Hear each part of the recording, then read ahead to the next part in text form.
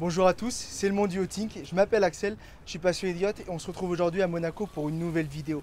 Alors on est à quelques jours seulement du Grand Prix de Formule 1 qui réunit chaque année certaines des plus belles unités au monde. Et donc ce que je vous propose dans cette vidéo aujourd'hui, c'est qu'on aille se balader sur le port et je vais vous présenter en détail certains yachts avec également quelques anecdotes. C'est parti. Alors s'il y a bien un yacht dont il fallait que je vous parle, c'est celui-ci, le Avant-Garde 2. C'est un yacht de 50 mètres de long, il a été construit en 2008 dans un chantier croate. Alors vous remarquez tout de suite cet énorme hélicoptère. C'est assez rare de voir un hélicoptère comme ça sur un yacht de 50 mètres. C'est un Agusta 109, c'est généralement le type d'hélicoptère qu'on retrouve sur les gros yachts 90-100 mètres. Donc quand l'hélicoptère doit venir se poser à bord, vous avez une plateforme hydraulique qui va venir s'ouvrir. L'hélicoptère se pose dessus et ensuite la plateforme se rentre pour approcher au maximum l'hélicoptère. Vous voyez en fait là vous avez tous les yachts comme ça. Pour la course de Formule 1 en fait ils vont avancer tous les navires pour laisser un espace et donc les yachts ne seront accessibles plus que par annexe. Là on a le Axioma qui est une construction turque. Il a été construit en 2013, mesure 73 mètres. Et vous voyez là que les marins ils s'activent, ils s'affairent sur le pont pour préparer le yacht pour le Grand Prix. Donc à l'origine, quand le Axioma a été construit, la coque n'était pas bleu turquoise, mais gris clair. Et ensuite, le yacht a été vendu et le propriétaire a décidé de le repeindre. Alors c'est rare de voir un yacht de cette couleur, mais d'un côté, ça rajoute quelque chose, je trouve que ça le différencie. Et là, à l'arrière, sur le Axioma, vous voyez qu'il y a une très grande piscine qui est vitrée. Donc quand le bateau est prêt, ça doit être splendide. Et juste à côté, on a le Geco, qui est un yacht de 55 mètres construit par le chantier italien Admiral. Alors c'est un yacht que j'aime énormément. Il est neuf, il a été livré en 2020. Alors c'est un yacht qui est basé en Grèce et là il est venu spécialement pour le Grand Prix de Formule 1. Donc là on a la plage arrière du Geco. Alors vous voyez que c'est vraiment un grand espace. Alors généralement sur les yachts, les plages arrière ne sont pas aussi grandes. Vous avez ces grandes vitres qui rajoutent vraiment un super design. Il est vraiment très très beau avec la continuité du deck ici. C'est le petit rappel de Tech en haut. Et donc là en fait vous avez donc la passerelle donc, qui sert également d'échelle de bain.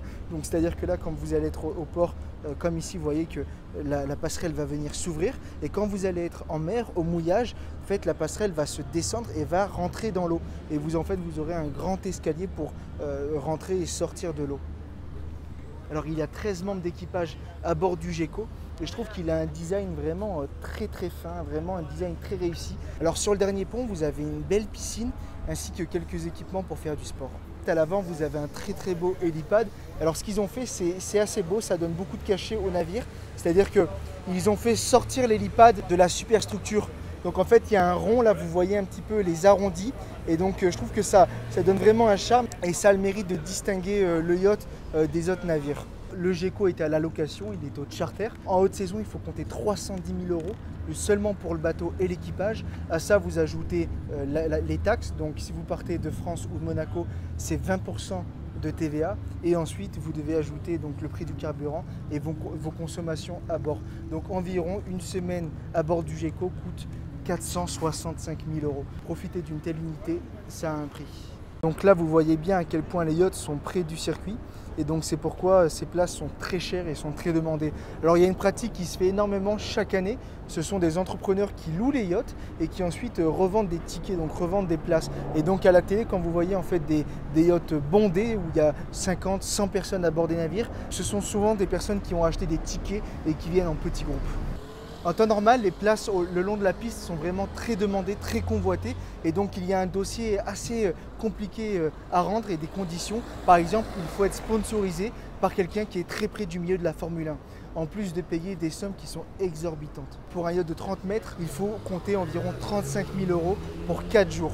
Par le Galaxy of Happiness qui est un trimaran. Il mesure 53 mètres de long pour 17 mètres de large. Il a été construit à Riga en Lettonie. Alors c'est un yacht qui est assez particulier puisque comme vous le voyez il est très large, il est assez long mais il y a en réalité assez peu de volume puisqu'en fait il n'y a que la partie centrale du navire qui est habitable. Alors le yacht peut accueillir 12 passagers en navigation mais seulement 6 passagers en couchage.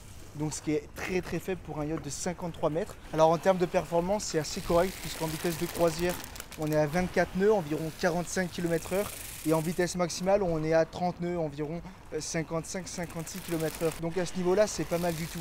Et vous voyez qu'en haut sur le fly il y a un jacuzzi. Ici, vous avez le mythique Lady Moura, donc un yacht de 105 mètres, construit en 1990. Il n'a pas pris une ride.